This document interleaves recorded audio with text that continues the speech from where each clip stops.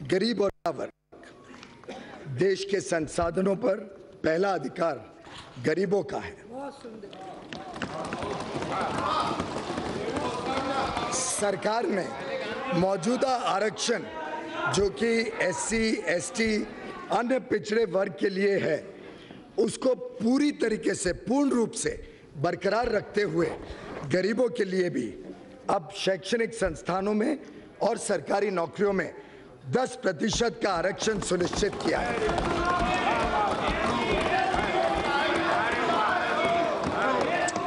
इन संस्थानों में औसतन 25% अतिरिक्त सीट्स, लगभग 2 लाख सीट्स उपलब्ध कराई जाएंगी, जिससे किसी भी वर्ग के लिए वर्तमान में उपलब्ध आरक्षित सीट्स में कोई कभी कमी ना आए।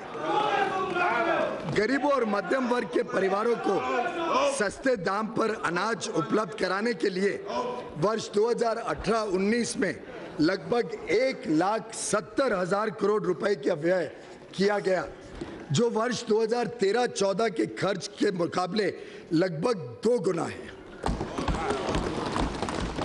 13-14 में मात्र 92 करोड़ रुपए लगभग खर्च हुए थे। हमने यह सुनिश्चित किया कि अनाज सबको मिले और किसी को भूखे पेट नहीं सोना पड़े। मनरेगा के लिए भी बजट एस्टिमेट 2019-20 में 60,000 करोड़ का आवंटन किया जा रहा है। जरूरत पड़ने पर और भी धनराशि उपलब्ध करा दी जाएगी।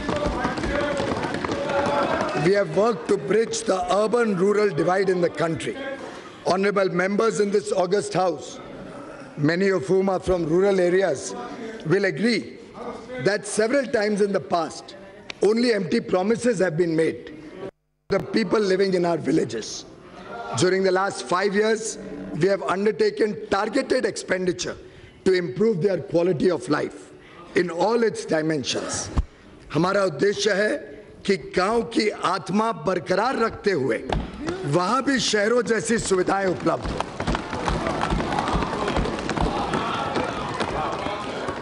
Under the Pradhan Mantri Gram Sadak Yojana, construction of rural roads has been tripled, 3 guna.